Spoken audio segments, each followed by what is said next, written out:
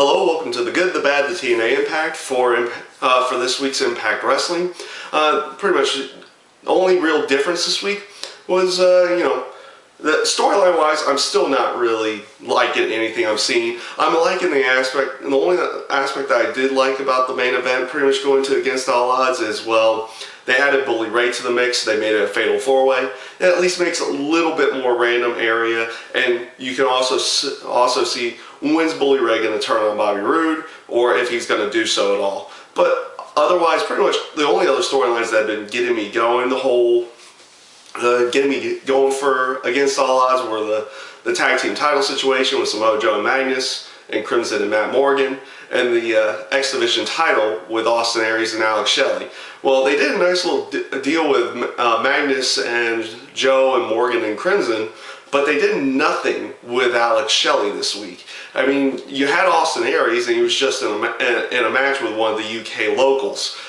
But they did nothing to further that storyline, which made it almost nothing more than a complete waste of time. But to further go along, and I'll go ahead and say this here and now, honestly, it was nice to see Impact done in a different area, whether it be in another country or a different just city or state in general, because it was nice to see Impact Wrestling where the fan reaction, the crowd noise wasn't piped in via editing and everything. It was actual true fan reactions out there, and it made the experiences a little bit more enjoyable, even though how mediocre they were to begin with. So it was nice to see the crowd actually truthfully enjoying themselves out there, instead of just this piped in noise that they use week in and week out when they edit the shows. So honestly, it made it a little bit more bearable, but I still am not liking any of the storylines here. I don't care about the Garrett Bischoff angle right now. Maybe it's just because Garrett Bischoff's newer or something, but they added Hulk Hogan into the mix, who didn't see that coming. I mean, they were announcing Hulk Hogan was coming back on the show anyway, so nothing really new. Don't really care.